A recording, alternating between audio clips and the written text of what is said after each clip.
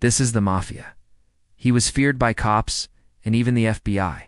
For over 40 years, he managed to stay one step ahead of them. But today we will tell you how the FBI finally caught up with him.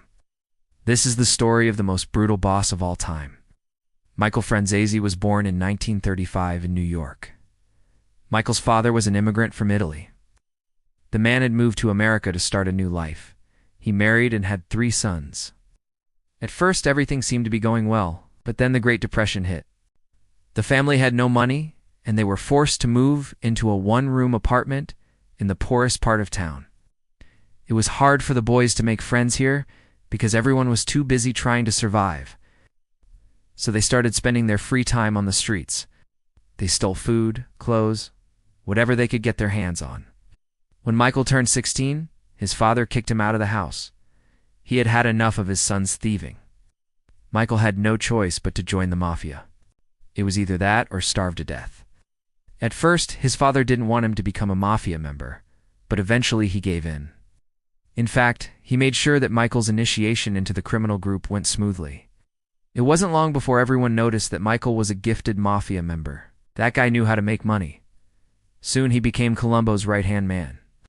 Together, they built an empire of gambling, drug dealing, and prostitution. By the time Michael turned 25, he was the richest Mafia member in history. At the peak of his career, Michael made $1 million a week. He owned luxury hotels, casinos, and restaurants. He drove expensive cars and wore elegant suits. Seemed like nothing could stop him. The police tried arresting Michael several times, but every time they got close, he slipped through their fingers like water. By the time he turned 50, Michael was already a legend. It was said that he bribed everyone, from lowly cops to high-ranking politicians. No one was safe from his golden showers. But then something happened that changed everything. In 1986, Michael was arrested for tax evasion. The judge sentenced him to 10 years in prison. Michael spent 5 years thinking about his future behind bars. When he was released, he was already too old to go back to the old ways. He knew he had only one chance at redemption, so he decided to cooperate with the authorities. Michael agreed to testify against his former associates. However, that was easier said than done. After all, those people had blood on their hands. They would do anything to protect themselves, even kill. Soon, Michael realized that he needed protection. He asked the court to put him in witness protection. To his surprise, the judge agreed. In a matter of days, Michael was given a new identity and a new life. His past was wiped clean from all government records. From now on, he was John Doe number 15. All his former friends and colleagues became mortal enemies who wanted nothing more than to kill him. And the most surprising thing was that Michael knew who these people were, but they had no idea it was him.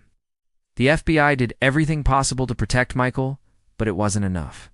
One day, 2 masked men broke into Michael's house. They tied him up and beat him badly. The criminals left just as quickly as they had come. It was clear that they sent a message. They wanted Michael to know that he wasn't safe anywhere. It didn't take long for the FBI to find the attackers. They were members of the Genovese crime family. They tracked down Michael and almost killed him. How did they do it? Well, one of the attackers left his fingerprints at the crime scene.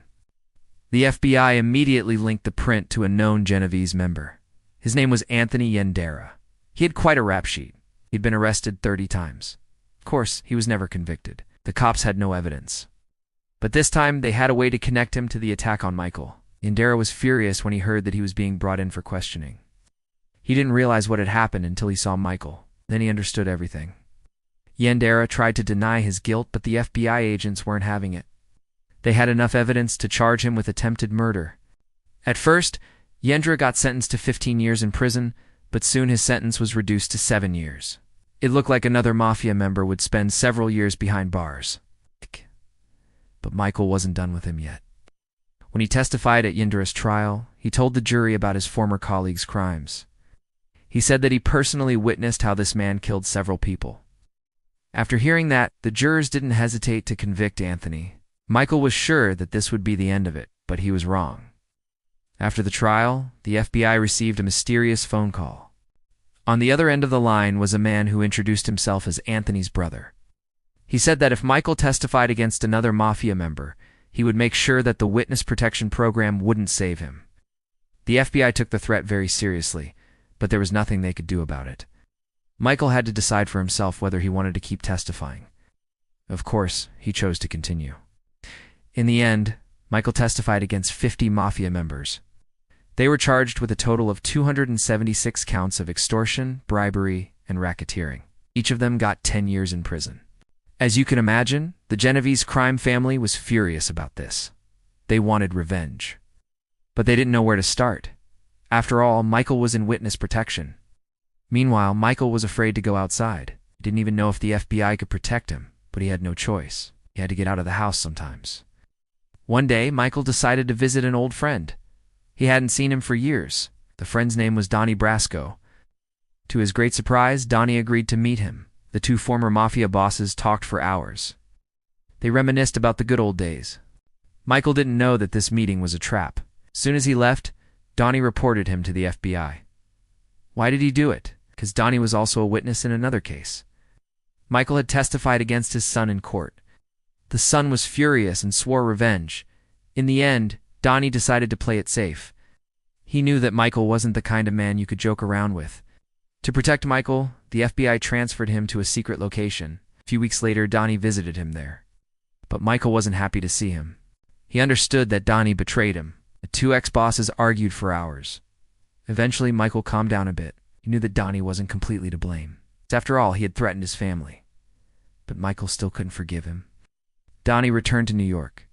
There he continued cooperating with the FBI. Michael remained in hiding until 2001. He was tired of living like a scared rabbit. He missed his old life. Michael thought it was time for him to go back to New York. But the FBI wasn't thrilled about the idea. They were afraid that the Mafia would kill him. But Michael was adamant. He sold the house in which he had been hiding and bought a new one in Staten Island. The FBI kept an eye on Michael, but they couldn't do anything. He was in a new place now. It seemed that Michael had finally managed to escape the Mafia's clutches. But they didn't know that the Genovese crime family had a mole inside the FBI. His name was Joseph P. Stone. He passed on sensitive information to the Mafia. Michael was in grave danger. The FBI realized this just in time. Joseph was arrested and sent to prison. Meanwhile, Michael's house was searched from top to bottom. The FBI found some weapons. It seemed that the Mafia really intended to kill him. They didn't know that Michael was already expecting them. He had planted cameras around the house. They recorded several armed men approaching the house. One of them knocked on the door, introduced himself as a pizza delivery guy. When Michael opened the door, he was supposed to grab him and drag him outside. The plan was for the rest of the men to get into the house and look for Michael S.'s wife and kids. If they found them, they were supposed to kill them too. But things didn't go as planned. Michael was suspicious, so he called the cops. Before he knew it, armed men were standing at his door. The Mafia guys were confused. They had no idea what was going on. It turned out that Michael had set them up.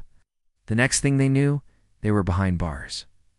Michael lived to be 85 years old. He died in 2020.